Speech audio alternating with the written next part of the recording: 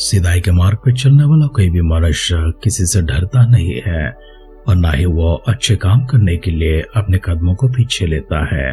किसी की मदद करनी है, किसी की सेवा करनी है, चाहे उसके लिए कुर्बानियां भी क्यों न देना पड़े, वो इंसान उसे देने के लिए, ऐसा करने के लिए कभी पीछे नहीं हटता है। उसके कदम जो सही मार्गों पर चलती है तो सही काम करने लगता है। सही काम करते समय हिम्मत और भी बढ़ती है, साहस और भी बढ़ती है, वीरता और पराक्रम भी और बढ़ जाती है। ऐसे समय में दुष्ट का सामना करना, गलत का सामना करना, बुराई का विरोध करना, इसमें बिल्कुल कोई हिचकिचाहट नहीं होती है और ना ही किसी प्रकार की कमजोरी या फिर डर उनमें होती है, वरना उसका सामना करने के लिए आक्रामक रूप में अपने कदमों को आगे बढ़ाता है। हमारे दिन इतिहास के ग्रंथ में जहाँ पर चल रही है वहां पर हम राजा हिजकिय्याह को देख रहे हैं, जो काफी दशकों से और शतकों से परमेश्वर की मंदिर बिगड़ी हुई थी, खराब हो चुकी थी, गिर गई थी, टूट गई थी और जो कुछ भी उसमें बचा हुआ था उस पर ताला लगा हुआ था। एक राजा योआश को हमने इससे पूर्व देखा है जिसने मंदिर का ताला खोला है, मंदिर के द्वारों को खोला है, मंदिर के भीतर प्रवेश करके आराधना करने से पहले मंदिर की मरम्मत करता है, उसकी सफाई करता है। उसी काम को आगे बढ़ाता हुआ राजा हिजकिय्याह को हम देखते हैं। राजा हिजकिय्याह तो योआश से भी बड़े कामों को करता हुआ और आगे बढ़ जाता है।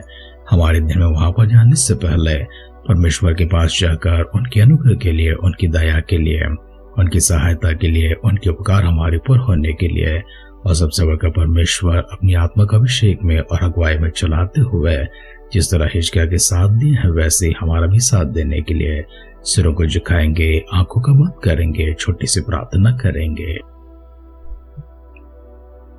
अपने उपकार हमारे पर लेकर आते हुए आशीर्वादों के साथ में सुरक्षा भी हमें देते हुए सेहत और तंदुरुस्ती प्रभु वरदान के रूप में भी हमारे ऊपर ढलते हुए हम सबों का ख्याल रखने वाले हमारे दयालु, करुणामय, अनुग्रहकारी, हमारे प्रेमी पिता परमेश्वर, हम आपकी स्तुति करते हैं, आपकी प्रशंसा करते हैं, आपकी आराधना करते हैं, आप ही का गौरव बढ़ाते हैं। परमेश्वर, हम सबों को दिया हुआ एक सुंदर सा समय के लिए प्रभु जी शुक्र अदा करते हैं।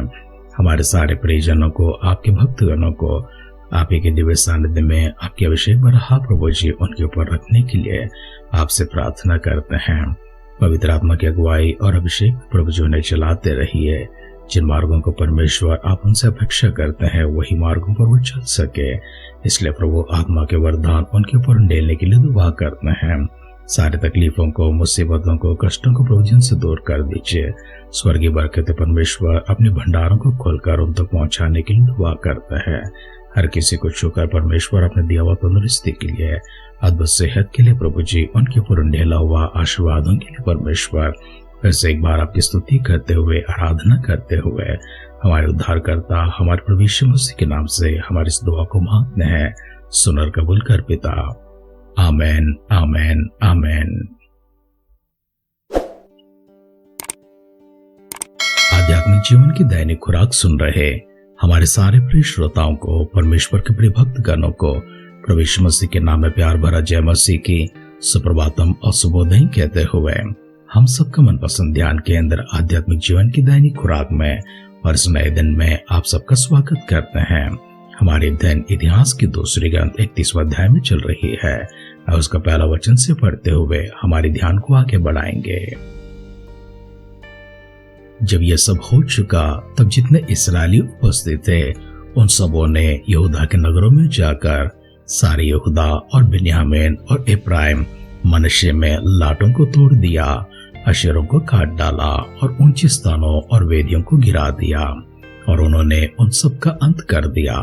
तब सब इस्राएली अपने अपने नगर को लौटकर अपनी अपनी निज भूमि में पहुंचे और हिजकिय्याह ने याजकों के दलों और लेवियों को, वरन याजकों और लेवियों दोनों को प्रतिदल के अनुसार और एक एक मनुष्य को उसकी सेवकाई के अनुसार इसलिए ठहरा दिया कि वे यहोवा की छावनी के द्वारों के भीतर होम बलि, मेल बलि, सेवा टहल, धन्यवाद और स्तुति किया करें।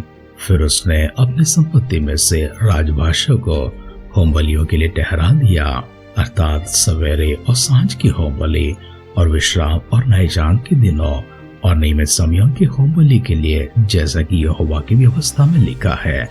और उसने यरूशलेम में रहने वालों को, याजकों और लेवियों को उनका भाग देने की आज्ञा दी, ताकि वे यहोवा की व्यवस्था का काम मन लगाकर कर सके। यह आज्ञा सुनते ही इस्राएली अन्न, नया दाखमधु, टटका तेल, मधु आदि खेती की सब भांति की पहली उपज बहुतायत से देने और सब वस्तुओं का दशमांश अधिक मात्रा में लाने लगे।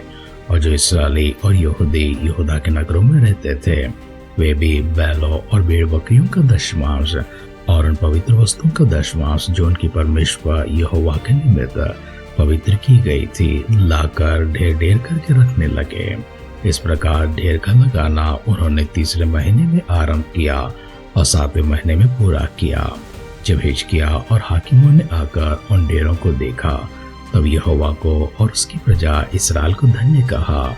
तब हिजकिय्याह ने याजकों और लेवियों से उन ढेरों के विषय पूछा, और अजरिया महायाजक ने, जो सादोक के घराने का था, उससे कहा, जब से लोग यहोवा के भवन में उठाए हुए भेंट लाने लगे हैं, तब से हम लोग पेट भर खाने को पाते हैं, वरन बहुत बचा भी करता है, क्योंकि यहोवा ने अपनी प्रजा को आशीष दी है, और जो शेष रह गए उसी का यह बड़ा ढेर है। तब हिजकिय्याह ने यहोवा के भवन में कोठरियां तैयार करने की आज्ञा दी, और वे तैयार की गई। तब लोगों ने उठाए हुए बेटे, दशमांश और पवित्र की वस्तुएं सच्चाई से पहुंचाए, और उनके मुख्य अधिकारी को कोनन्याह नाम एक लेवी और दूसरा उसका भाई शिमी नायब था। और कोनन्याह और उसके भाई शिमी के नीचे हिजकिय्याह राजा और परमेश्वर के भवन के प्रधान अजरिया दोनों की आज्ञा से अहीएल, अहज्या, नहत, असहेल, यरेमेत, योजबाद, एलियल, इश्मकाया, महत और बनाया अधिकारी थे। और परमेश्वर के लिए स्वेच्छ बलियों का अधिकारी इम्ना लेवी का पुत्र कोरे था, जो पूर्व फाटक का द्वारपाल था, कि वह यहोवा की उठाई हुई भेंटें और परम पवित्र वस्तुएं बांटा करे। और उसके अधिकार में एदेन, मिन्यामीन, यीशु, शमाया, अमरिया और शेकन्याह याजकों के नगरों में रहते थे, कि वे क्या बड़े क्या छोटे अपने भाइयों को उनके दलों के अनुसार सच्चाई से दिया करे, और उनके अलावा उनको भी दे जो पशुओं की वंशावली के अनुसार गिने जाकर 3 वर्ष की अवस्था से व उससे अधिक आयु के थे, और अपने अपने दल के अनुसार अपने अपनी सेवकाई निभाने को दिन दिन के काम के अनुसार यहोवा के भवन में जाया करते थे। और इन याजकों को भी दे जिनकी वंशावली उनके पितरों के घराने के अनुसार की गई, और उन लेवियों को भी जो 20 वर्ष की अवस्था से लेकर आगे को अपने अपने दल के अनुसार अपने अपने काम निभाते थे। और सारी सभा में उनके बाल बच्चों, स्त्रियों, बेटों और बेटियों को भी दे जिनकी वंशावली थी, क्योंकि वे सच्चाई से अपने को पवित्र करते थे। फिर हारून की संतान के याजकों को भी, जो अपने नगरों के चराई वाले मैदान में रहते थे, देने के लिए वे पुरुष नियुक्त किए गए, जिनके नाम ऊपर लिखे हुए थे, कि वे याजकों के सब पुरुषों और सब लेवियों को भी उनका भाग दिया करे जिनकी वंशावली थी। और सारे यहूदा में भी हिजकिय्याह ने ऐसा ही प्रबंध किया, और जो कुछ उसके परमेश्वर यहोवा की दृष्टि में भला और ठीक और सच्चाई का था, उसे वह करता था। और जो काम उसने परमेश्वर के भवन की उपासना और व्यवस्था और आगे के विषय अपने परमेश्वर की खोज में किया, वह उसने अपना सारा मन लगा कर किया, और उसमें कृतार्थ भी हुआ। इतिहास का दूसरा ग्रंथ 31वां अध्याय का पहला वचन से लेकर अंतिम वचन तक हम सबने पढ़कर सुना है। हमारे इस पठन में हम राजा हिजकिय्याह को देखते हैं। हिजकिय्याह राजा फसह की पर्व को मनाने के बाद, फसह की पर्व तब मनाई जाती है जब मंदिर की मरम्मत हो जाती है, मंदिर की सफाई भी हो जाती है। लेकिन व्यवस्था के अनुसार परमेश्वर की जो विधि है, परमेश्वर की जो आज्ञा है, उस आज्ञा के अनुसार पहला महीने में फसह को मनाना चाहिए। परंतु इस्राएली फसह को मनाने के लिए सिद्ध नहीं थे, क्योंकि लेवी याजक अपने आप को शुद्ध नहीं किए हुए थे।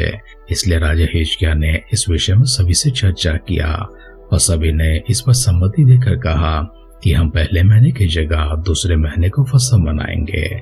इस प्रकार दूसरे महीने तक सभी याजक अपने आप को शुद्ध करने, और जो कोई भी उस पर्व में शामिल होने के लिए, भागी होने के लिए आते हैं, वे सब भी अपने आप को शुद्ध करने के लिए उनको समय दिया गया है। फसह की पर्व समाप्त होती है। लोग कहते हैं 7 और दिन की जरूरत है, हम और 7 दिन फसह की पर्व मनाएंगे। राजा ने कहा, जैसा तुम चाहते हो वैसे ही करो। 7 दिनों पर्व को मनाते हैं। इसके बाद सभी इस्राएली अपने अपने घरों को लौट जाते हैं और अपने अपने निवास स्थानों में जाकर वहां पर स्थिर हो चुके हैं। यहूदा का राजा हिजकिय्याह ने यरूशलेम में सारे याजकों को, जितने भी लेवी वहां पर थे, जिनकी वंशावली थी, उन सबों को उनका भाग पहुंचाने के लिए अधिकारियों को आज्ञा दिया है। सभी अधिकारी मिलकर, राजा मिलकर एक सम्मति में आकर लेवियों को परमेश्वर की व्यवस्था के अनुसार जो दशमांश मिलना चाहिए, जो दशमांश मंदिर में ले आना चाहिए, उन सबों को करने के लिए फिर से जब उनको आज्ञा दी गई है, सभी लोग अपने अपने भेड़ बकरियों में से, बैलों में से, अपनी फसल में से, सभी चीजों में से दशमांश ले आने लगे।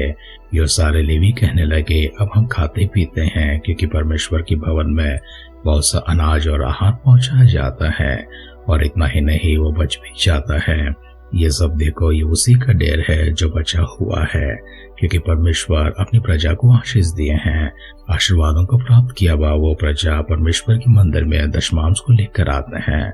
दशमांश लेवियों के हक में होता है, क्योंकि परमेश्वर ने कहा, मेरी सेवा टहल करने के लिए जो याजक मेरे सानिध्य में मंदिर में उपस्थित रहते हैं, प्रजा जो कुछ भी अर्पण मेरे नाम पर लेकर आती है, वो सब मैं उनके नाम कर देता हूँ, क्योंकि उनकी सेवा टहल की वो उनका निज भाग ठहरता है।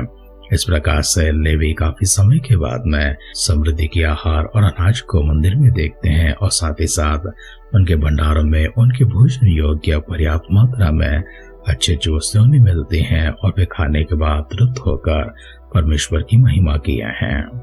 वचन सुन रहे प्रियजनों, परमेश्वर अपने प्रेम के साथ हमेशा हमारे करीब रहते हैं, हमारी चिंता करते हैं। हमें किसी बात की कष्ट होती है, तकलीफ होती है, मुसीबत होती है, परमेश्वर उसे बहुत ऐसे जानते हैं और महसूस करते हैं।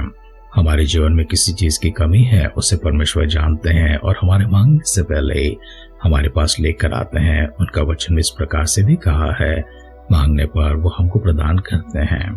तो इसलिए अपने आप को परमेश्वर के हाथों में समर्पण करेंगे। हमारी पर दृष्टि करता हुआ, हमारी प्रार्थना की ओर कान लगा हुआ उस परमेश्वर से मिलकर हम छोटी सी प्रार्थना करेंगे, ताकि परमेश्वर समृद्धि की अनाज, आहार और धन और हमारी सारी आवश्यकता ईश्वर के भंडार को ले जाकर हम पर उन्हें ले जा सके। सिरों को झुकाएंगे, आंखों को बंद करेंगे, छोटी सी प्रार्थना करेंगे। सर्वशक्तिमान पिता परमेश्वर, फिर से एक बार हम आपकी स्तुति करते हैं, आराधना करते हैं। हम सबों को प्रभु जी एक अद्भुत सा घड़ी, एक अद्भुत सा उपहार के रूप में, और साथ ही साथ परमेश्वर आपके वचनों के माध्यम से हमारे विश्वास को बढ़ाने, हमारी हिम्मत को बढ़ाने, हौसला को बढ़ाने, हमारे कदमों को प्रभु जी सही राह दिखाने के लिए फिर से एक बार हमें जागरूक करता हुआ आपके वचनों के लिए प्रभु जी धन्यवाद करते हैं, आभार प्रकट करते हैं। पवित्र आत्मा की अगुवाई में, अभिषेक में प्रभु इसी प्रकार से चलाते रहिए, और भी परमेश्वर सामर्थ्य काम हम कर सके, आपके लिए स्थिर हो सके, विश्वास में हम आगे बढ़ सके, अद्भुत कार्यों के साथ परमेश्वर आपकी स्वर्गीय बरकतों को प्राप्त करता हुआ आपके गवाह ठहर कर परमेश्वर आपके नाम की महिमा बढ़ा सके। प्रभु यीशु मसीह की बादलों के आगमन अगर विलंब होगी, कल सुबह फिर से एक बार हम मिलकर आपकी स्तुति करने, आराधना करने, हम सबों को सजीवों की संख्या में, भाग्यवानों की संख्या में आप संभाले रखने के लिए दुआ करते हैं। यदि हमारे मिलने से पहले प्रभु यीशु मसीह की बादलों की आगमन संभव होगी, तो आपके स्वर्गलोक में हम सब प्रवेश किए जाने के लिए हम सबों को योग्यता देने के लिए दुआ करते हैं। प्रार्थना पिता परमेश्वर, अपने सुनकर दिए उत्तरों के लिए एक और बार धन्यवाद करते हुए हमारे उद्धारकर्ता, हमारे प्रभु यीशु मसीह के नाम से इस दुआ को मांगते हैं। सुनर कबूल कर पिता, आमेन, आमेन, आमेन। हिजकिय्याह अपने पूरे मन के साथ में परमेश्वर की खोजी था, और जो कुछ भी उसने किया था पूर्ण मन लगाकर किया था। उसकी निष्ठा और उसकी प्रतिष्ठा को जब परमेश्वर ने देखा, उसकी इच्छा भी पूरी करते हुए उसकी सहायता की है। हिजकिय्याह को जिस प्रकार से परमेश्वर साथ देकर चलाकर उसके द्वारा अद्भुत कार्य करवाए हैं, परमेश्वर ऐसी अद्भुत कार्य आपके हाथों से भी करवाए। हमारी सी दुआ कामना के साथ आज के ध्यान की पर समाप्त करते हैं। आप सुनते रहिए, सुनाते रहिए आध्यात्मिक जीवन की दैनिक खुराक। कल फिर मिलेंगे। अपना ख्याल रखिए, अपनों का ख्याल रखिए, दूसरों का भी ख्याल रखिए। God bless you.